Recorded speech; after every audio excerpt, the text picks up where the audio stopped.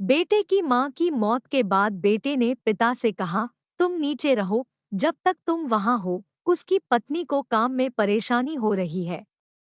कुछ दिनों बाद ऐसा हुआ कि बेटा अतुल भाई बचपन से ही अपने जीवन में काफी संघर्ष कर रहे थे। अतुल भाई के युवा होने पर उनके पिता की मृत्यु हो गई और मां ने मजदूरी कर अतुल भाई का पालन पोषण किया। अपना बचपन गरीबी में व्यतीत करने के कारण वे कोई विशेष शिक्षा प्राप्त नहीं कर सके। लेकिन जैसे बुरा वक्त दुनियादारी सिखाता है, वैसे ही अतुल भाई ने पढ़ाई नहीं बल्कि गिनती की। और जब तक वह जवान हुआ, दुनियादारी की सारी बेड़ियां पार कर चुका था। शुरुआत में नौकरी की और फिर खुद का बिजनेस शुरू किया और धीरे धीरे उसमें काफी तरक्की की और समाज में नाम भी बनाया। वह धन पाकर सुखी हो गया। कालांतर में उनका विवाह भी हो गया। उनके बच्चों में एक बेटा और एक बेटी थी। बेटी की शादी हो गई और उसके ससुर ने उसे छोड़ दिया और बेटे की शादी भी इसी साल हुई है। आम और आम के बेटे की शादी को 3 साल हो चुके हैं। फिर अतुल भाई की पत्नी का देहांत हो गया तो अतुल भाई अकेले रह गए। लेकिन वह अपने पोते को खेलने और बाजार से जरूरी सामान खरीदने और घर लाने में मदद करता था, ताकि उनका समय भी गुजरे और बेटे की बहू भी काम में साथ दे। घर में सब सुख शांति से रहते थे। लेकिन धीरे धीरे घर में बेचैनी होने लगी। पत्नी आए दिन अपने पति से किसी न किसी बात को लेकर बहस करती रहती थी और अपने ससुर के खिलाफ कान बंद कर लेती थी। इसका दूरगामी परिणाम यह हुआ कि पत्नी के मुताबिक उसके पति ने उसके पिता को घर में नीचे मोटर गैराज में रहने के लिए कहा और बेटे ने अपने पिता से कहा कि मेरी पत्नी को घर का सारा काम अकेले ही करना है और जब आप भी मौजूद हो तो इसे काम करने में परेशानी होती है। अतुल भाई के मन में आया कि मैं कोई काम कर रहा हूँ, लेकिन उसने कुछ नहीं कहा और अतुल भाई नीचे गैराज में रहने चले गए। यह सोचकर कि मेरा बेटा और बहू खुश है, मैं भी खुश हूँ। एक बार ऐसा हुआ कि अतुल भाई सब्जी लेने के लिए सीढ़ियाँ चढ़ रहे थे।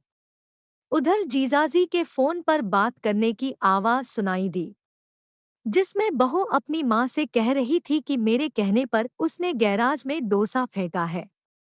अब 4 से 6 महीने में वृद्धाश्रम में डाल देंगे।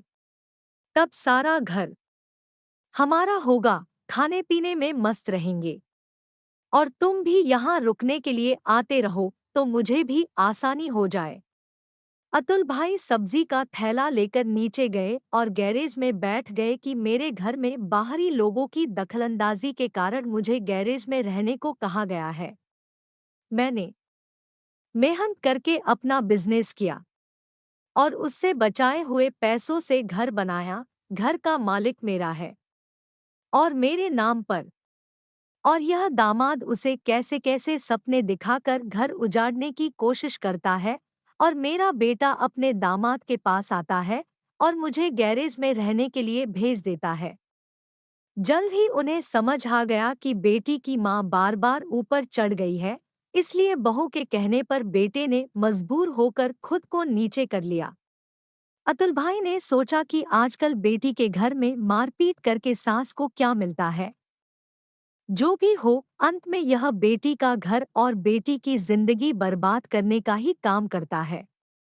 ऐसा करने का क्या कारण हो सकता है? बहुत खुशी और धन, या फिर कुछ और? अतुल भाई को बहुत गुस्सा आया लेकिन अपने बेटे से कुछ नहीं कहा और 1 महीने शांति से बीत जाने के बाद एक दिन उन्होंने अपने बेटे को बुलाया और उसे 15 दिनों के लिए अमेरिका जाने का टिकट दिया और उसे बताया कि बहू घर में अकेले काम करना चाहिए, वह भी थक गई होगी। आप चल भी सकेंगे और हवा में भी घूम सकेंगे। दामाद अमेरिका चला गया और बाद में 7 करोड़ रुपए का अपना मकान उसे 5 करोड़ में बेच दिया और अपने लिए एक फ्लैट खरीद लिया। और दामाद को किराए का फ्लैट बना लिया। अब दामाद अमेरिका से लौटा है और उनके घर पर एक चौकीदार बैठा था। चौकीदार ने दिखाया कि यह मकान बिक चुका है। फिर बेटे ने अपने पिता को फोन किया लेकिन उनका फोन स्विच ऑफ था। तो उसकी उलझन देखकर चौकीदार ने अपने फोन से नंबर डायल कर उसे दे दिया और कहा कि तुमने मुझसे कहा था कि दामाद के आने पर तुम मुझे अपने फोन से बुलाओगी। बेटे ने कहा कि और अतुल भाई ने कहा कि वहीं रहो, मैं अभी आता हूँ। अतुल भाई एक महंगी नई मोटर में वहां आए और बेटे को उस फ्लैट की चाबी दे दी जो उसने उसके लिए किराए पर लिया था और कहा कि यह तुम्हारे नए फ्लैट की चाबी है। मैंने 1 साल का किराया दे दिया है।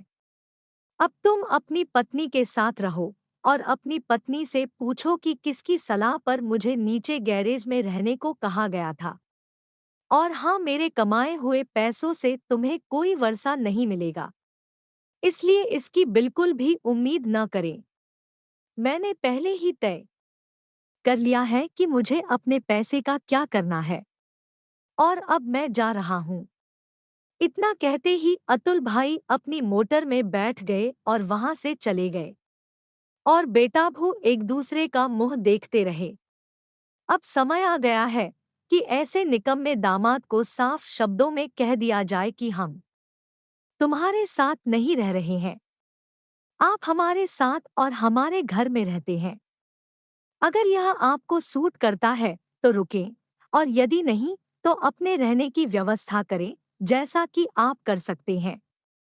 पुत्र तो और बातों से अनभिज्ञ था, पर सारी बातें जानकर स्वयं हैरान रह गया और दामाद को पछतावा होने लगा, लेकिन अब कुछ नहीं किया जा सकता था सिवाय इसके कि अफसोस। ये वीडियो देखने के लिए धन्यवाद। लाइक करना, सब्सक्राइब करना और शेयर करना न भूले।